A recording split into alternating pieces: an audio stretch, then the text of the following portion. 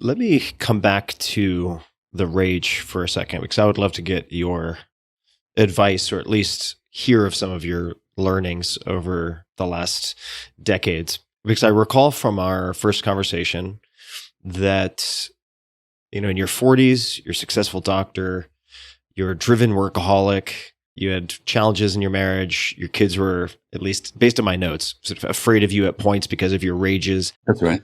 What have you learned about rage and anger? How do you relate to it or metabolize it? And I ask as someone who has a long history of running on anger as maybe a corrosive fuel of sorts. So I would love to just hear you expand on that in any way that makes sense.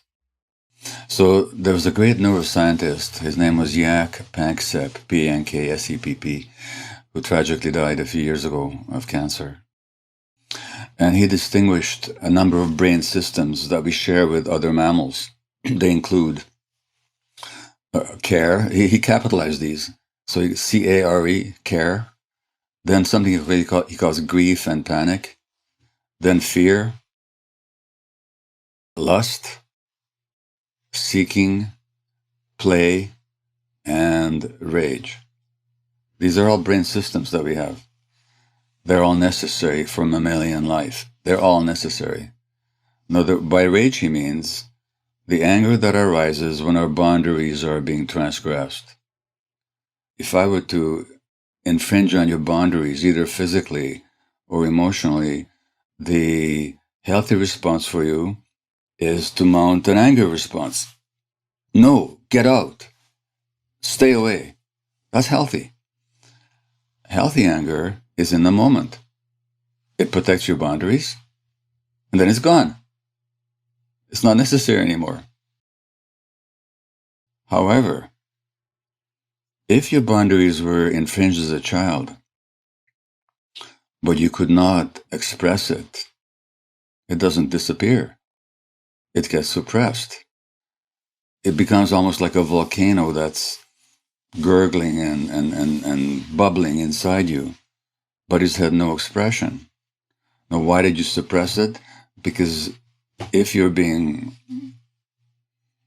you've been very public about this, so I'm sure you'll allow me to mention it, but some time after you and I talked, you actually publicly acknowledged that you'd been sexually abused as a child. I did. Now, when that's happening to a small child, the last thing you can afford is to be angry. Because if you get rageful at the boundary invasion, you're going to get hurt even more. So suppressing that rage becomes a survival mechanism. Nothing wrong with it. It's the right thing to do.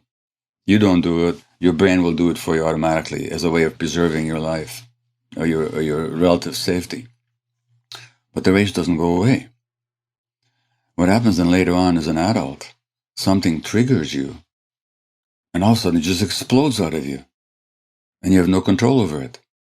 Now it's no longer a response, a healthy response to the present moment, but it's a response to the past. And just as my hurt and sense of abandonment and rage was triggered by my wife not picking me up at the airport, so a person's rage can be triggered by something relatively minor, but all of a sudden this lava flow just explodes out of you. And the difference between healthy anger, and by the way, suppressing healthy anger is also unhealthy for you. We can talk about that. But just as healthy anger expresses itself, does its job, and then it's gone, rage, the way, such as I'm describing, such as the way I used to experience it, and probably as you used to experience it, the more it explodes, the bigger it gets. That's what happens to me. It doesn't pass through. Sorry? No, I was just reinforcing that by saying, I've worked with certain therapists who've said, punch a pillow, express the rage, let it just pass through you like the wind. But that isn't, in fact, what happens with me. And I know I'm not the only one. It actually magnifies and intensifies and extends this feeling. Exactly, because it recruits more brain circuits into its service.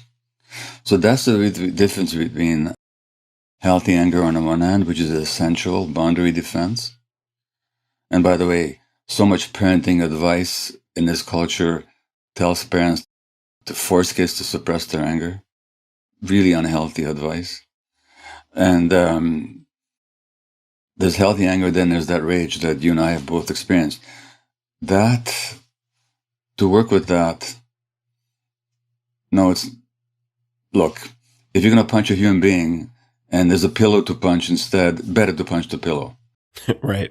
No question about that. But as a technique of dealing with it, no, that's not how you learn to process that rage, because it needs to be processed. How do you approach the processing? What is a more effective prescription or one possible way of thinking about it or approaching it?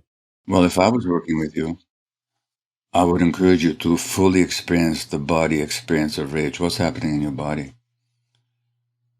And you'll find that it's not just an idea in your head. It's something that dominates your visceral experience of yourself. Your muscles, your breathing, your abdomen, your entire nervous system. And there's ways of just helping you experience it. Experience it by recognizing, raising the awareness of being with it. Now, there's a wonderful Buddhist lineage spiritual teacher, meditation teacher called Tara Brach, who talks about rain: recognize, allow, investigate, and nurture. So you recognize, oh yeah, this is happening in me right now. Okay, I'm going to allow it. Not allowing it in the sense of I'm going to act it out on somebody else, but I'm going to be with the experience. And then investigate, okay, what is this really all about? And then nurture that little person that had to suppress all that rage. It's a nutshell view of it. But in other words, there's ways of working with it through the body that doesn't involve either suppressing it or acting it out, but in experiencing it.